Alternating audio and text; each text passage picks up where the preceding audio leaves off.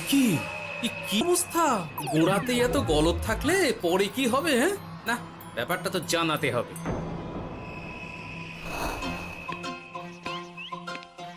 এই তো মহারাজের প্রিয় গোপালও চলে এসেছে। তাহলে এবার সভা শুরু করা যাক মহারাজ। সে আপনি যাই বলুন না কেন মন্ত্রী মশাই, আজ আমার আপনার সাথে ঝগড়া করার কোনো ইচ্ছেই নেই। কেন গোপাল, কি হয়েছে তোমার? কি আর বলি মহারাজ, কৃষ্ণনগরের ভবিষ্যৎ দেখে আমি তো ভাষাই হারিয়ে ফেলেছি। বলো কি, কৃষ্ণনগরের ভবিষ্যৎ? তা শুনি শুনি, খুব ভালো কিছু নিশ্চয়ই। এতে আর শোনার কি আছে মহারাজ, অবশ্যই ভালো হবে। সে কথা তো আমি একবারও বলিনি মন্ত্রী মশাই।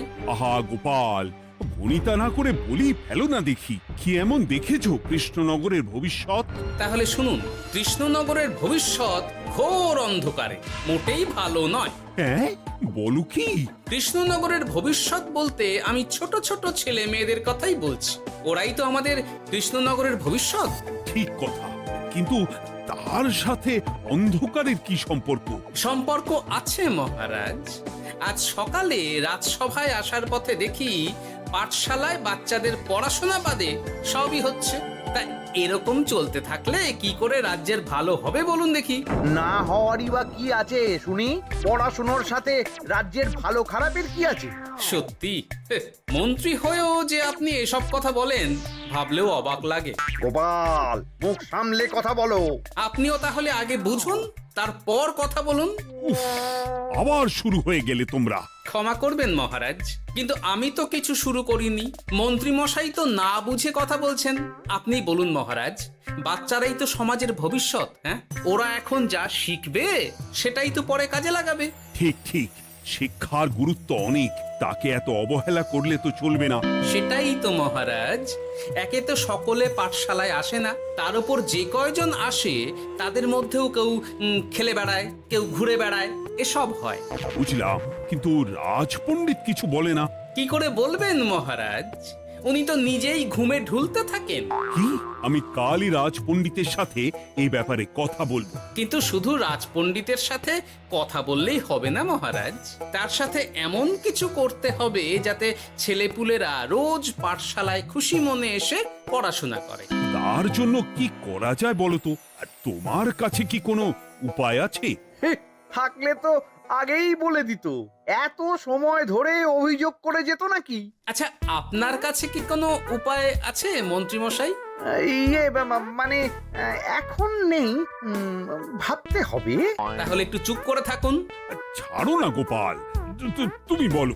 আমি বলছিলাম, ওই বাচ্চাদের পাঠশালার প্রতি আগ্রহ আনার জন্য যদি একবেলা ভাত, ডাল, দুধ, ডিম ইত্যাদি খাওয়ানো যায় তাহলে সেটা কার্যকর হবে বলে মনে হয়।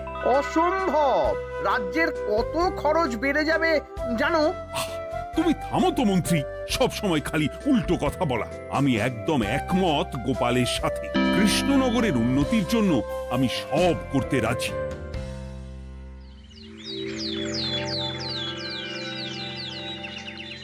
তোমার কিছু বলার আছে পণ্ডিত, পাঠশালার এই অব্যবস্থার ব্যাপারে?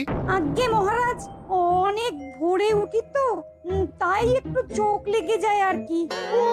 চোখ লাগারও আর সময় পেল না তোমার? পড়ানোর সময়ই চোখটা লাগতে হলো। যাই হোক, যা হওয়ার হয়ে গেছে, আর যেন এমন না হয় সেটা কিন্তু মাথায় রেখো। আজ্ঞে মহারাজ, কথা দিচ্ছি আর কোনোদিন পড়ানোর সময় ঘুমোবো না। বেশ, আর মন্ত্রী, তোমার ওপর একটা দায়িত্ব আছে। বলুন মহারাজ। তুমি পাঠশালাতে পড়াশোনা শুরু করতে পারবে এমন বয়সী সকল বাচ্চাদের মোট সংখ্যাটা জেনে কোনো দোকানদারের কাছে গিয়ে সেই পরিমাণ শস্যপাতি আর ডিমের বায়না দিয়ে আসবে। আর হ্যাঁ, একজন ভালো রান্নার ঠাকুর জোগাড় করো। যথাজ্ঞা। আরে বাস, এ তো দারুণ সুযোগ। এই ফাঁকে আমারও কিছু লক্ষ্মী লাভ হতে পারে। গোপাল, তোমারও একটা দায়িত্ব আছে। হ্যাঁ, বলুন মহারাজ। মন্ত্রী যে দোকানদারের কাছে সব জিনিসপত্র বায়না দেবে, সেখান থেকে জিনিসপত্রগুলো নিয়ে তুমি রোজ পাঠশালায় পৌঁছে দেবে, কারণ এসব ব্যাপারে মন্ত্রীর ওপর আমার ভরসা নেই। ঠিক আছে মহারাজ। ও, মহারাজের বেশি বেশি বলে কিনা আমার ওপর ভরসা নেই। সব জোগাড় করব আমি, আর শেষ বাজিটা মারবে গোপাল। আরে না, ভালোই হলো। আমি যদি কিছু করিও তবু দোষ পড়বে গোপালেরই উপর। কি ব্যাপার, মন্ত্রী মশাই কিছু বললো না এটা শুনে? কি ভাবছে এত? ঠিকই বলেছেন মহারাজ, এসব কাজ গোপালই ভালো করতে পারবে। বাবা, ওভাবে কেন বলছো গোপাল? আমিও তো চাই কৃষ্ণনগরের ভালো হোক। বেশ, ভালো হলেই ভালো। শোনো ঠাকুর, তাহলে ওই কথাই রইলো। দেখো যেন কোনো ভুলচুক না হয়। ঠিকঠাক কাজ করলে ভালো বকশিস পাবে, কেমন? হ্যাঁ হুকুম, কোনো ভুল হবে না। পাথর ভেঙে এক বস্তা কাঁকড় আমি তৈরি করেই এনেছি, আর অর্ধেক দুধে অর্ধেক জল মেশানো আর ডিম সরানো, এই তো সব হয়ে যাবে। হ্যাঁ, তবে দেখো গোপাল যেন এর টের না পায়। না না হুকুম, দু গোপাল কেন, কাকপক্ষীও টের পাবে না।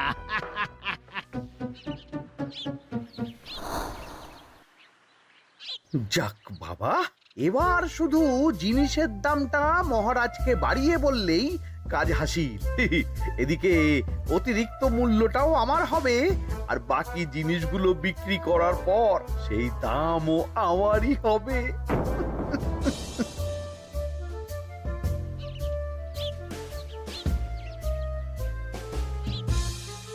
কই রে, কোথায় যাচ্ছিস সব তোরা? যাচ্ছি গো গোপাল দাদু। কাল থেকে অবশ্যই সব পাঠশালায় যাস, কিন্তু বন্ধুদেরও বলিস যেতে। ভাত, ডিম, দুধ আরো কত কি ভালো ভালো সব খাবার দেওয়া হবে রে। তাই ডিমও দেবে? হ্যাঁ রে, মহারাজ এই নতুন নিয়ম করেছেন। আমি নিজে গিয়ে জিনিসপত্র দিয়ে আসবো। কে পচা, আমি তো তাহলে রাত যাব পাঠশালা। আমিও যাব। বেশ দারুণ ব্যাপার হলো তো, এবার তো রোজ পাঠশালা যেতেই হবে। আচ্ছা বেশ, এবার চলি তাহলে।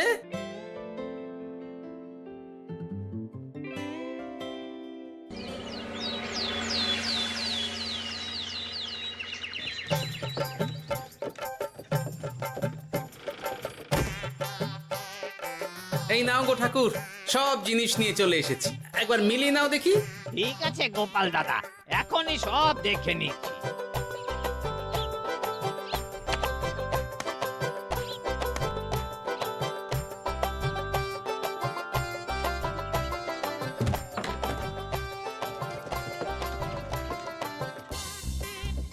যাক বাবা, গোপাল দাদা গেছে। এবার মন্ত্রী মশাইয়ের কথা মতো সব করলেই কেল্লা ফতে।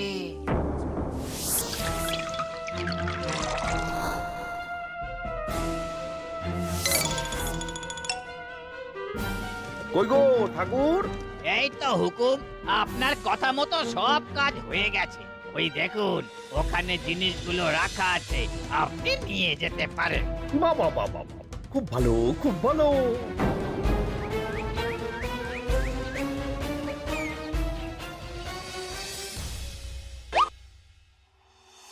ও কি, অর্ধেক ডিম দিলে যে, বাকিটা কোথায়? কিসের বাকি? ডিমটা অমনি দেখতে। বললেই হলো, ডিম কখনো অর্ধেক হয়? বাকিটা কোথায় বলো, নইলে কিন্তু। আরে বাবা, তুমি ডিম খেতে খুব ভালোবাসো বুঝি? হ্যাঁ তো। তাহলে এটা জানো না যে অর্ধেক ডিমের দ্বিগুণ শক্তি হয়? সত্যি? হ্যাঁ, তা নয় তো কি মিথ্যে? ওই জন্যই তো আমি তোমাদের সকলকে অর্ধেক ডিম দিই। আরে বাস, এটা তো আমরা কেউই জানতাম না। ঠিক আছে, আমি আমার সকল বন্ধুকে এটা জানাবো। যাক বাবা, বিশ্বাস করলো তবে, নইলে আর একটু হলেই ধরা পড়ে যেতাম।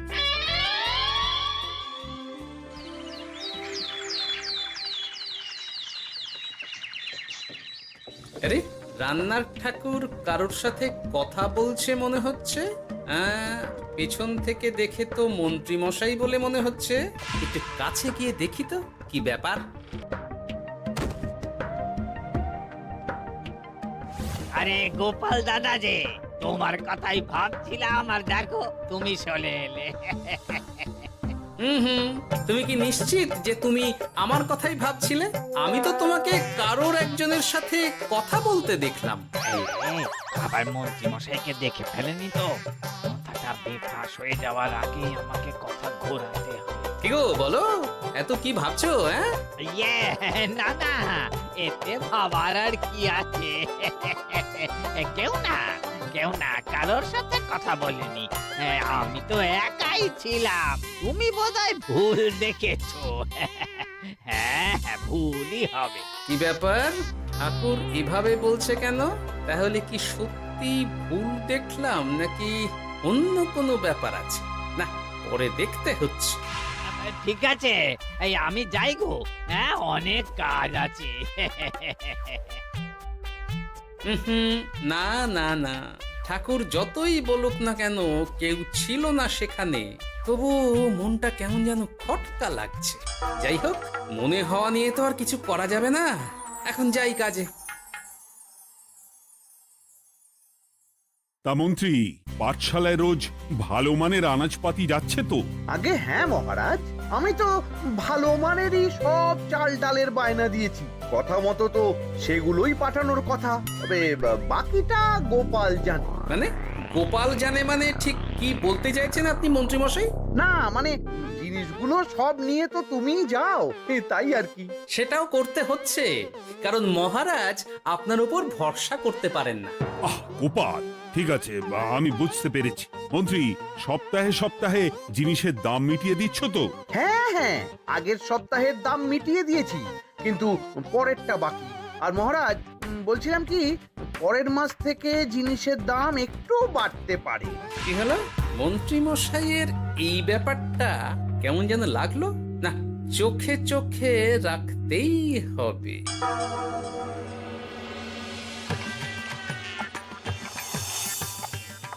কিরে বুটি, তুই অর্ধেক ডিম খেয়ে বাকি অতটা রেখে দিলি কেন? রান্নাটা ভালো হয়নি বুঝি? না গো দিদা, খুব ভালো হয়েছে। আমি তো আসলে এখন এমনই খাচ্ছি। শিখিরি, কেন রে পুটি? তোর তো ডিম খুব প্রিয় ছিল রে। এখনো ভালো লাগে। তাহলে পুরো ডিম খাচ্ছিস না কেন? এ বাবা, তুমিও জানো না, অর্ধেক ডিমের শক্তি গোটা ডিমের থেকে বেশি, মানে দ্বিগুণ শক্তি। কি বলে কি গো? এই, তোকে এমন কথা কে বলেছে রে? ওমা, কেন? পাঠশালার রান্নার ঠাকুর আমাদের তো রোজ অর্ধেক ডিমই দেয়, ওই জন্য আমি একদিন জিজ্ঞেস করেছিলাম, তখন বলল অর্ধেক ডিমের দ্বিগুণ শক্তি হয়। বলিস কি রে? এতদিন ধরে এসব চলছে? না, মহারাজকে জানাতে হবে।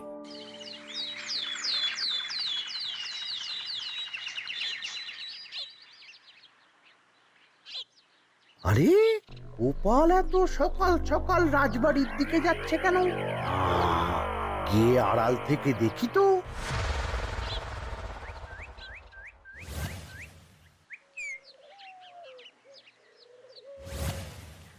বলো গোপাল, কি হয়েছে? হঠাৎ কেন এভাবে একা দেখা করার কথা বললে? আসলে মহারাজ, আমি চাই না এই ব্যাপারটা মন্ত্রী মশাই জানুক, তাই একান্তে আপনার সাথে কথা বলতে চাই। কেন, কি হয়েছে সব খুলে বলো। তাহলে শুনুন মহারাজ।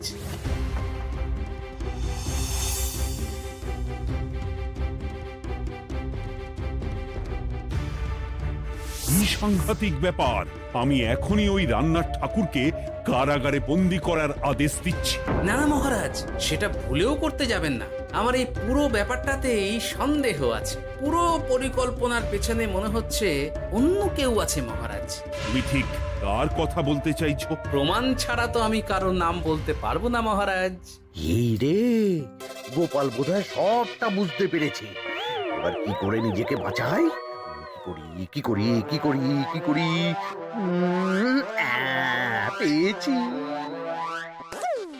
শোনো ঠাকুর, এখন কিন্তু মহারাজ সবটা জেনে গেছে, তাই দেখো যাই হয়ে যাক না কেন আমার নামটা যেন না আসে, নইলে কিন্তু তোমাকেই রাজ্য ছাড়া হতে হবে।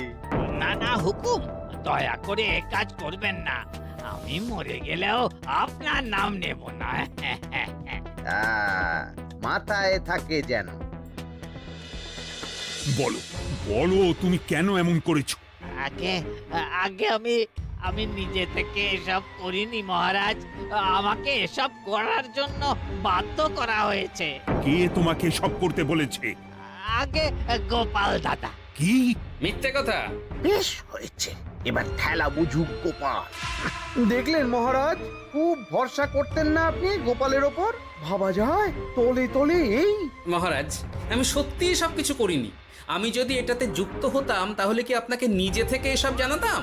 দেখো গোপাল, এখন এসব কথা বলে কোনো লাভ নেই। সবাই জানে তোমার মাথায় কত বুদ্ধি। তুমি ইচ্ছা করে আগে গন্ডগোল করে তারপর সেটা ঢাকতে নিজে থেকে সব বলছো। গোপাল, তুমি সত্যি করেছো কি করনি সেটা কিন্তু তোমাকেই প্রমাণ করতে হবে। এটা যেমন সত্যি যে এসব যে ঘটছে সেটা তুমি আমায় জানিয়েছো প্রথম, তেমনি এটাও সত্যি যে প্রতিদিনের শস্যের বস্তা তুমি নিয়ে যাও পাঠশালায়, তাই তোমাকেও যে সন্দেহের তালিকা থেকে বাদ দেওয়া যাবে না। বেশ, তাহলে আমি প্রমাণ জোগাড় করেই তবে এই রাজসভায় পা দেব।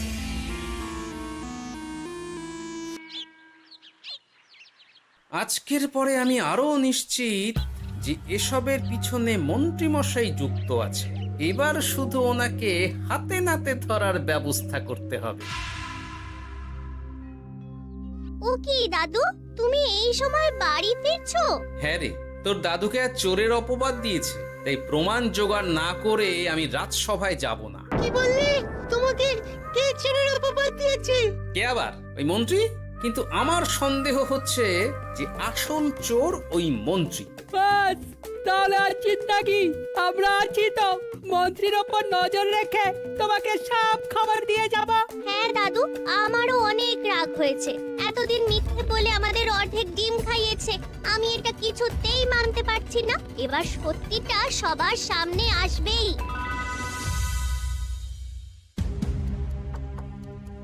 নাও নাও, আজকে চাল ডাল সব এই বস্তাতে আছে। এই নিন আজকের মূল্য। দেখো, অর্থটা কিন্তু বড় কথা নয়। তোমার যে রোজ বিক্রি বাট্টা বেড়ে গেছে, আর তার জন্যই তোমার তো আমাকে মিষ্টি খাওয়ানো উচিত। একদম, আমি কালই আপনাকে মিষ্টি খাওয়াবো, একদম পাকা কথা। তাহলে আজ চলি, কাল দেখা হবে। দেখলি মন্ত্রী মশাই কি বদমাইশ। চল এখনই গিয়ে গোপাল দাদুকে সব বলি।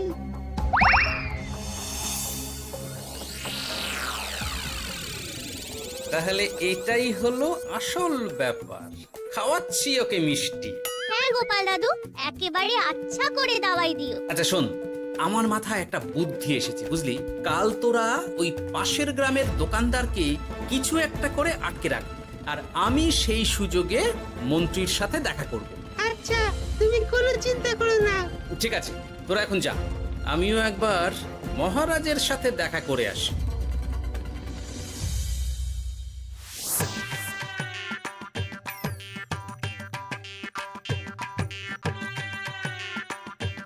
আসতে পারি মহারাজ?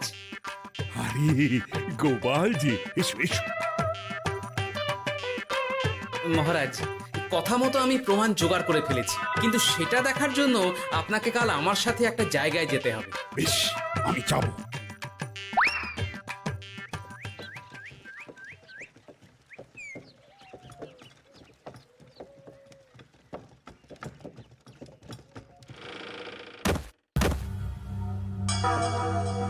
এই কি, তুমি কে? আগে আমি মালিকের খুব বিশ্বস্ত কর্মচারী। আজ সকালে মালিক একটা অন্য কাজে ব্যস্ত হয়ে পড়েছে, তাই আমাকে পাঠালো। কিন্তু কথা মতো আপনার জন্য মিষ্টি পাঠিয়েছে। এই তাই নাকি? দাও দাও দাও দাও, শুনেছি তোমাদের গ্রামের মিষ্টিও নাকি খুব ভালো। হ্যাঁ, ওই আর কি। নিন।